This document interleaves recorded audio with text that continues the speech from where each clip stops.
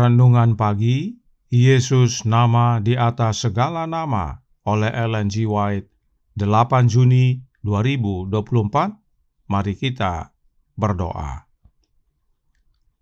Bapa kami yang di sorga, Allah pencipta langit dan bumi, laut dan segala isinya, Allah yang maha besar, maha kuasa, sumber segalanya, yang kami sembah selalu melalui anak-Mu yang tunggal, Yesus Kristus.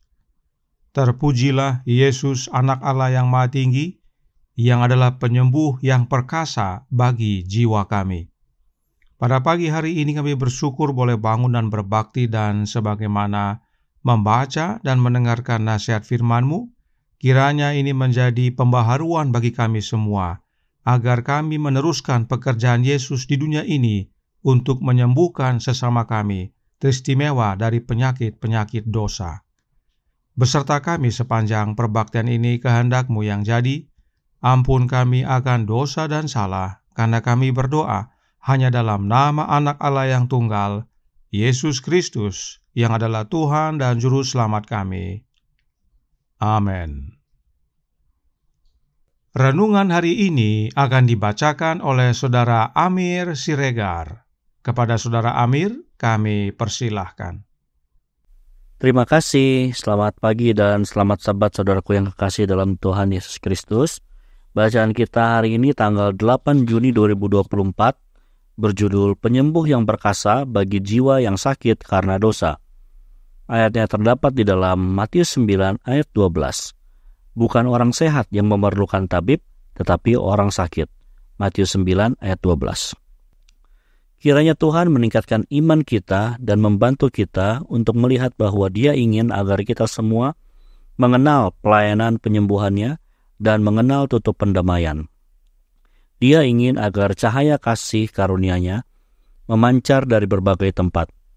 Dia yang memahami kebutuhan situasi mengatur bahwa keuntungan harus diberikan kepada para pekerja di berbagai tempat untuk memungkinkan mereka secara lebih efektif membangkitkan perhatian masyarakat terhadap kebenaran yang menghasilkan pembebasan dari penyakit fisik dan rohani. Simpati yang lembut dari Juru Selamat kita dibangkitkan bagi umat manusia yang terjatuh dan menderita. Jika Anda ingin menjadi pengikutnya, Anda harus memupuk rasa kasih sayang dan simpati. Ketidakpedulian terhadap kesengsaraan manusia harus digantikan dengan perhatian yang besar terhadap penderitaan orang lain. Janda, yatim piatu, orang sakit dan sekarat akan selalu membutuhkan pertolongan. Inilah kesempatan untuk mewartakan Injil, untuk menjunjung Yesus. Harapan dan penghiburan bagi semua manusia. Ketika tubuh yang menderita telah merasa lega, hati akan terbuka dan Anda dapat menuangkan balsam sorgawi. Jika Anda memandang kepada Yesus dan menimba ilmu, kekuatan dan kasih karunia-Nya, Anda dapat menyampaikan penghiburannya kepada orang lain karena penghibur menyertai Anda. Anda akan menghadapi banyak prasangka, semangat palsu dan kesalehan yang salah, namun baik di dalam negeri maupun di luar negeri, Anda akan menemukan lebih banyak hati yang telah dipersiapkan Allah untuk benih kebenaran lebih dari yang Anda bayangkan, dan mereka akan menyambut dengan gembira pesan ilahi ketika pesan itu disampaikan kepada mereka. Banyak orang yang lebih menderita penyakit jiwa dibandingkan penyakit tubuh, dan mereka tidak akan mendapat kesembuhan sampai mereka datang kepada Kristus, sumber air kehidupan. Beban dosa dengan keresahan dan keinginan-keinginannya yang tidak terpuaskan merupakan dasar dari sebagian besar penyakit yang diderita oleh orang berdosa. Kristus adalah penyembuh yang perkasa bagi jiwa yang sakit karena dosa. Orang-orang miskin dan menderita ini perlu memiliki pengetahuan yang lebih jelas tentang Dia, yang mengetahui dengan benar bahwa ada kehidupan kekal. Mereka perlu dengan sabar dan sungguh-sungguh rela mau diajar bagaimana membuka jendela jiwa dan membiarkan sinar matahari kasih Allah masuk. Kegembiraan yang memuaskan akan memberikan semangat pada pikiran dan kesehatan serta energi yang sangat penting bagi tubuh. Diambil dari Councils on Health halaman 501 dan 502. Demikianlah bacaan renungan pagi kita pada hari Sabat ini. Terima kasih dan Tuhan Yesus memberkati. Terima kasih atas penata layanan Saudara Amir. Tuhan Yesus memberkati. Selamat pagi saudaraku dalam Tuhan. Selamat Sabat. Roh Nubuat berkata dalam Testimonies for the Church, volume 9, halaman 168, paragraf 1. Kristus tidak lagi ada di dunia ini secara pribadi untuk mengunjungi kota-kota dan desa-desa kita, menyembuhkan orang sakit. Namun, Dia telah menugaskan kita untuk meneruskan pekerjaan misionaris medis yang telah Dia mulai. Itu sebabnya Roh Nubuat memberikan nasihat berikut ini kepada institusi kesehatan. Halaman 168 paragraf 2 berkata, "Saya telah diinstruksikan agar kita tidak menunda-nunda melakukan pekerjaan yang perlu dilakukan dalam bidang reformasi kesehatan. Melalui pekerjaan ini, kita harus menjangkau jiwa-jiwa di jalan raya dan persimpangan. Saya telah diberi terang khusus agar di sanatorium kita banyak jiwa akan menerima dan menuruti kebenaran masa kini. Di lembaga-lembaga ini, laki-laki dan perempuan diajari cara merawat tubuh mereka sendiri dan pada saat yang sama bagaimana menjadi sehat dalam iman. Sayangnya hal ini sudah tidak dilakukan lagi dalam rumah sakit Advent pada umumnya. Pekabaran kebenaran masa kini tidak diberikan kepada para pasien. Bahkan dikatakan dalam Councils on Health halaman 393 paragraf 3. Sanitarium kita harus menjadi sekolah di mana pengajaran akan diberikan dalam jalur misionaris kesehatan. Mereka harus membawakan kepada jiwa-jiwa yang sakit karena dosa daun-daun dari pohon kehidupan yang akan memulihkan kedamaian dan pengharapan serta iman kepada Kristus Yesus. Itu sebabnya Roh Nubuat menasihatkan dalam The Ministry of Healing halaman 113 paragraf 6. Para dokter harus mengajar para pasiennya bahwa mereka harus bekerja sama dengan Allah dalam pekerjaan pemulihan. Dokter semakin terus menyadari fakta bahwa penyakit adalah akibat dosa. Dia tahu bahwa hukum alam, sebagaimana prinsip-prinsip dalam 10 hukum, adalah bersifat ilahi, dan hanya dengan penurutan kepada hukum ini, kesehatan dapat dipulihkan atau dipertahankan. Hukum yang dimaksudkan adalah hukum alam, dan hukum ini sama dengan 10 hukum, sebab memang berasal dari ilahi. Karenanya, Roh Nubuat menyatakan dalam Child Guidance halaman 363 paragraf 1. Sebagai prinsip dasar dari segala pendidikan dalam bidang ini, anak muda harus diajar memahami bahwa hukum alam adalah hukum Allah, bersifat ilahi sama seperti peraturan-peraturan 10 hukum. Hukum yang mengatur organ tubuh kita, Allah telah tuliskan di atas setiap saraf, otot, dan jaringan-jaringan tubuh. Setiap pelanggaran yang sengaja dan tidak berhati-hati adalah dosa terhadap halik kita. Kalau demikian, betapa pentingnya bahwa suatu pengetahuan yang sempurna tentang hukum-hukum ini harus dibagikan. Jadi, hukum alam itu tertulis pada setiap saraf, otot, dan jaringan tubuh kita. Dan bila hukum alam tersebut dilanggar, maka kita akan jatuh sakit.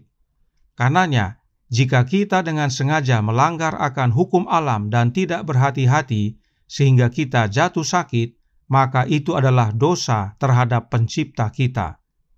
Karenanya, saudaraku dalam Tuhan, jika kita sakit atau keluarga kita sakit, pertama-tama yang kita doakan adalah memohon pengampunan dosa. Sebab penyakit adalah akibat pelanggaran hukum alam yang berasal dari Allah, dan karenanya adalah dosa. Baru sesudah itu mohon kesembuhan dari sakit. Oleh sebab itu, Roh Nubuat menyatakan dalam Membina Keluarga Sehat halaman 93 paragraf 2. Bila dokter melihat seorang pasien menderita karena penyakit yang disebabkan oleh makan dan minum yang tidak teratur atau kebiasaan-kebiasaan yang salah lainnya, namun dia lalai memberikan amaran padanya, berarti dia menyakiti sesama manusia. Itu sebabnya Yesus yang adalah penyembuh yang perkasa bagi jiwa yang sakit karena dosa, selalu berkata, "Engkau telah sembuh, jangan berbuat dosa lagi." artinya jangan sakit lagi. Dan jika para dokter Advent menghidupkan pola Yesus ini, maka rumah sakit Advent menjadi berbeda dengan rumah sakit dunia. Sebab rumah sakit Advent menghimbau pasien untuk tidak kembali lagi ke rumah sakit dengan mengajarkan pola hidup sehat dan percaya akan kuasa Allah. Sebab Allah yaitu Bapa yang sembuhkan kita. Dan jika dokter Advent lalai dalam mengajarkan tentang kebenaran ini kepada pasiennya, maka Roh Nubuat katakan dia menyakiti sesamanya. Sekarang, bagaimana caranya Allah Bapa sembuhkan kita? Melalui anaknya tentunya. Sebab satu-satunya jalan kepada Bapa adalah Yesus Kristus. Perhatikan pengalaman jemaat mula-mula dalam The Acts of the Apostles halaman 106 paragraf 1. Bila mereka tersebar oleh penganiayaan, mereka keluar diisi dengan semangat misionari. Tuhan bekerja melalui mereka. Kemana saja mereka pergi, yang sakit akan disembuhkan, dan yang miskin akan mempunyai Injil yang dikabarkan kepada mereka. Tuhan yang mana yang bekerja melalui jemaat mula-mula? Tuhan Yesus tentunya, yaitu oleh kehadiran Roh-Nya yang kudus dalam hidup para murid dan para jemaat mula-mula.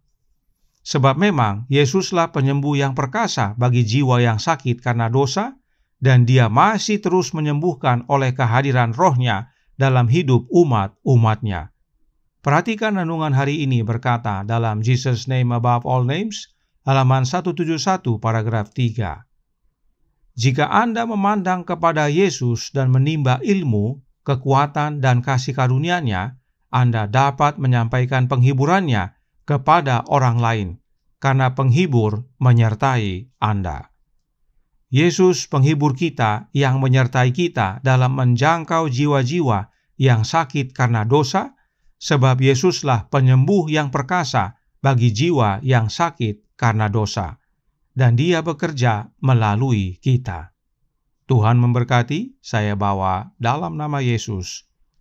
Amin. Mari kita berdoa.